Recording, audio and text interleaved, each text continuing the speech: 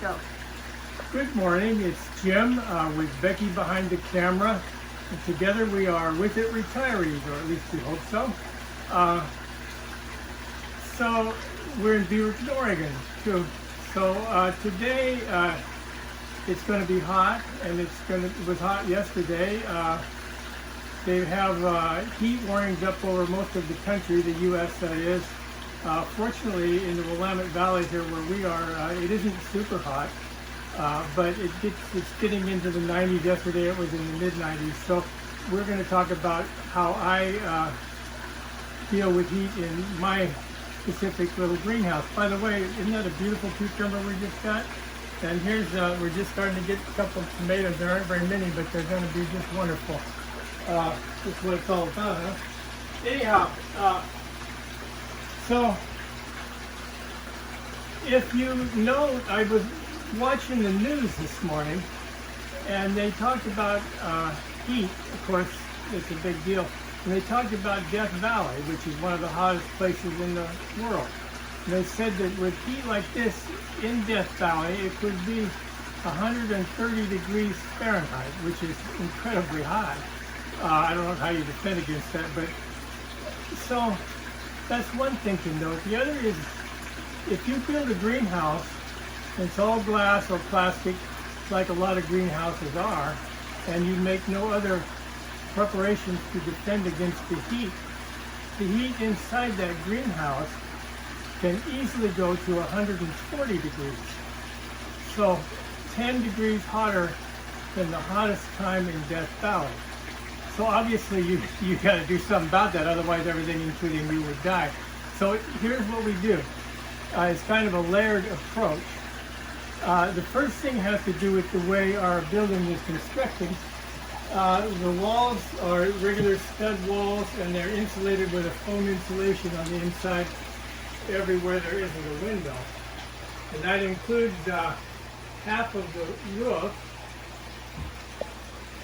and again all of the north side and most of the east side. So basically, as much as you can get that's insulated, that's stuff you don't have to defend against as much. So that's step A. And I know that a lot of our, people will say, well, you don't have enough windows, but trust me, wait till we open it up. So insulate what you can, and then step number 2 is shade cloth. And everybody, pros, amateurs, tends to use shade cloth, and I use a lot of it. This here over our head is a 90% shade cloth, and this green is a 70% shade cloth on our front. All of these are hung internally on guy wires, like this is this little steel wire hooked into a turnbuckle on a hook that's mounted in the wall. That's another reason why 2x4 construction is so nice.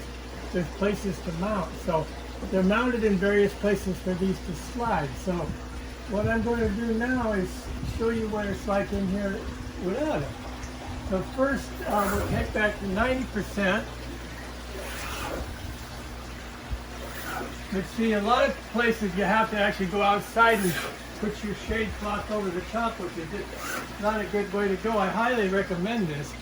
These run on grommets, which slide on those steel cables. If you do this, be sure your grommets are made out of brass and not aluminum. The aluminum ones will get eaten up and just nothing flat. So there's the 90% back. Now on a normal day, at this time of the day, I would have just that shade up. Now I'm going to bring back the 70% in front of our windows.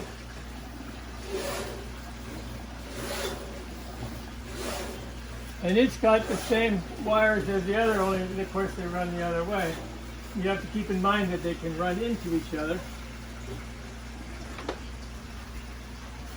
And wrap that up. If you weren't here, I'd do this a little faster, but it would take longer. And so then, the last thing we've got going, this is a 60% shade cloth, and in the wintertime, this is how we would run. I don't use this open a whole lot in the summer because it gets pretty hot in here real quick.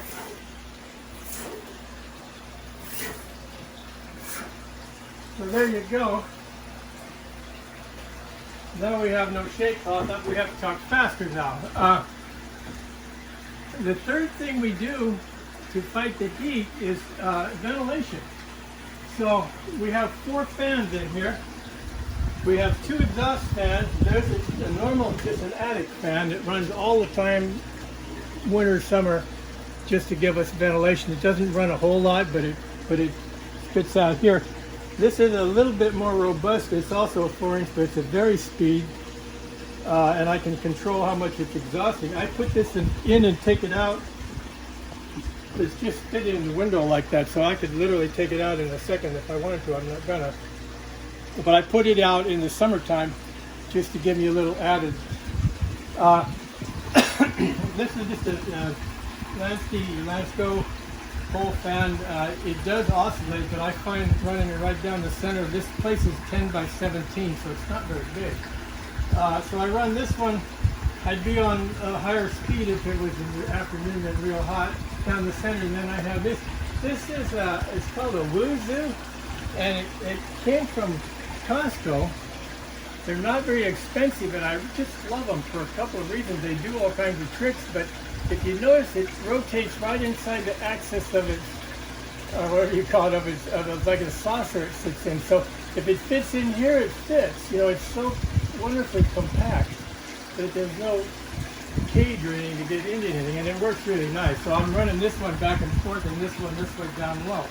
So that's what we would do for ventilation. So the next thing I would cover is the actual water itself in this unit. This is an aquaponics unit. So we have 600 gallons of water in here running all the time. But it evaporates a little. It doesn't evaporate as much as you would think in this weather, but we have to top it off. But we have the fans running so they hit over the water at least a little bit, so you get evaporation off of the water, which has a really nice cooling effect. You can tell the difference. The other thing is during the day this water is heating up, and at night it cools down. So the water temperature in the morning, this water is cooler than the air, so it's now a cooling effect, and in the evening it will then cool down and do it again. So you get the double whammy. Some greenhouses they put just barrels of water in, no fish or anything, but I'm here to tell you that not having the water is a nice thing. So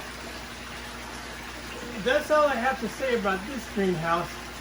There is, if you're just not up to fighting the elements like this, and some people are not, and someday I probably will not be either, there is another way to do this. You can move your whole operation inside.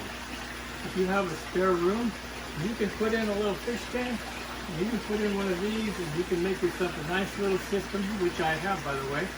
And you can hang LED grow light over the top of it that runs on 200 watts, which would be, and gives you the equivalent of 2,000.